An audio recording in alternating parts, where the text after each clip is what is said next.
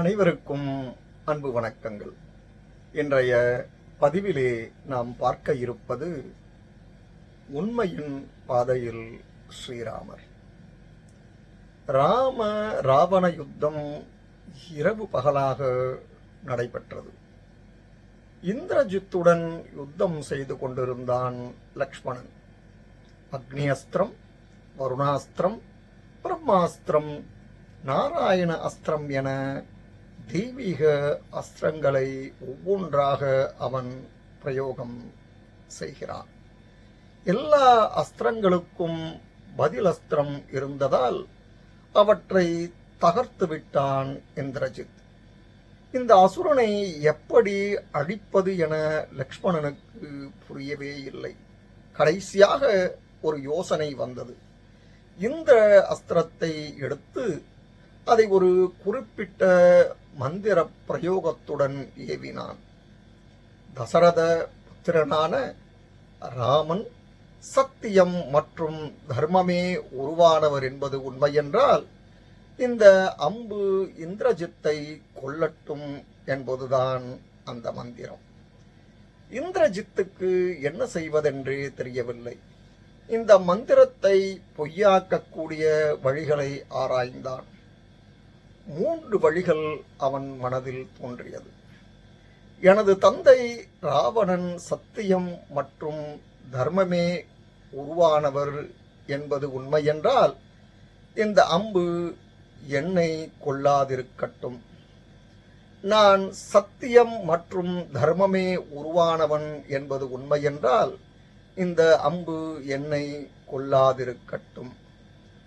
தசரத புத்திரனான ராமன் சத்தியம் மற்றும் தர்மமே உருவானவர் என்பது பொய்யென்றால் அந்த அம்பு என்னை கொல்லாது. இந்த 3 சபதங்களும் பயனளிக்காது என அவனது மனசாட்சியே கூறியது. எனவே எந்த பிரதி அஸ்திரமும் விடாமல் லக்ஷ்மணனின் அஸ்திரத்தால் மடிந்து விடுகிறான். இந்த சம்பவத்தில் அற்புதமான தத்துவம் ஒன்று புதைந்திருக்கிறது. தன் அண்ணன் ராமனின் சத்தியத்தையும் தர்மத்தையும் பணயம் வைத்து எந்த தெய்வீக அஸ்திரத்தாலும் கொல்ல முடியாத ஒரு அசுரனை வெற்றி கொண்டான் லக்ஷ்மணன். ராமனின் சத்தியமும் தர்மமும் பொய்யானது என விரோதியான இந்திரஜித்தாலும் கூட நினைத்து பார்க்க முடியவில்லை. தன் தந்தை ராவணனின் வாழ்க்கை முறையும் தன் வாழ்க்கை முறையும் சத்தியத்திலும் தர்மத்திலும் இல்லை என்றும் அறிந்திருந்தான் இந்திரஜித். இதுதான் சத்தியத்தின் தர்மத்தின் மகிமை. உலகத்தில் எந்த மந்திரமும் தந்திரமும் மற்றும் அஸ்திரமும் சத்தியம் என்ற ஆயுதத்தின் முன் தோல்வி அடைந்துவிடும். சத்திய பாதையில் செல்கின்ற தர்மத்தை கடைபிடிக்கின்ற ஒருவனது வாழ்க்கையே ஒளிமயமானது.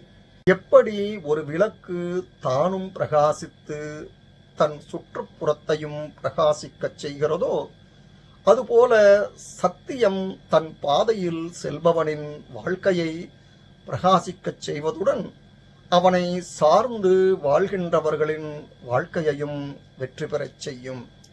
இந்த சத்திய விளக்கை வைத்து தர்மத்தில் நிலை பெற்ற வாழ்க்கையை வாழ்ந்து வெற்றி பெற்றனர் நம் சான்றோர்கள்.